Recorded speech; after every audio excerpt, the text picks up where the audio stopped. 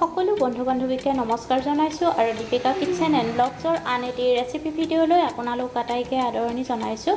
আজি আপোনালোকৰ বাবে চিকেনৰ এটি খুবেই হেল্ডি টেষ্টি ৰেচিপি লৈ আহিছোঁ। আশা কৰোঁ আপোনালোকে ৰেচিপিটো চাই ভাল পাব আৰু যদি ভাল পায় ভিডিঅ'টোত লাইক কমেণ্ট শ্বেয়াৰ আৰু দীপিকা কিটচেন চেনেলটো যদি ছাবস্ক্ৰাইব কৰা নাই ছাবস্ক্ৰাইব কৰি ৰাখিব। আহক ৰেচিপিটোৰ মাজলৈ যাওঁ। তাৰ কাৰণে চিকেন এপোৱা লোৱা হৈছে আৰু চিকেনখিনি ভালকৈ ধুই কুকাৰ এটা দি দিব আৰু অলপমান আদা নহৰুৰ পেষ্ট আৰু সোৱাদমতে নিমখ দি প্ৰথমতে চিকেনখিনি সিজাই ল'ব লাগিব। এতিয়া চিকেনখিনি ষ্টিক এডালত লগাই ল'ব আৰু তাৰপিছত গেছত পুৰি ল'ব। চিকেনখিনি প্ৰায় 90% কুক কৰি লোৱা হৈছে। এতিয়া কেৱল স্মকি ফ্লেভাৰটো দিবৰ কাৰণেহে জুইত অকণমান পুৰি ল'ব। আপোনালোকে বাৰু এনেকৈ চিকেনৰ ৰেচিপি বনাই খাইছেনে? যদি খোৱা নাই এবাৰ নিশ্চয় বনাই ট্ৰাই কৰি চাব পাৰে। খাবলৈ খুবেই সুস্বাদু হয়।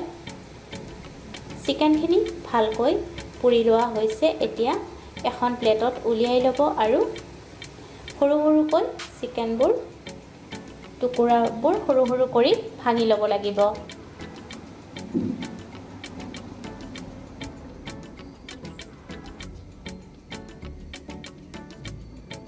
আটাইখিনি চিকেন সৰু সৰুকৈ পিচ কৰি লোৱা হৈছে। এতিয়া মিহিকৈ কাটি লোৱা পিঁয়াজ দিব, মিহিকৈ কাটি লোৱা বিলাহী,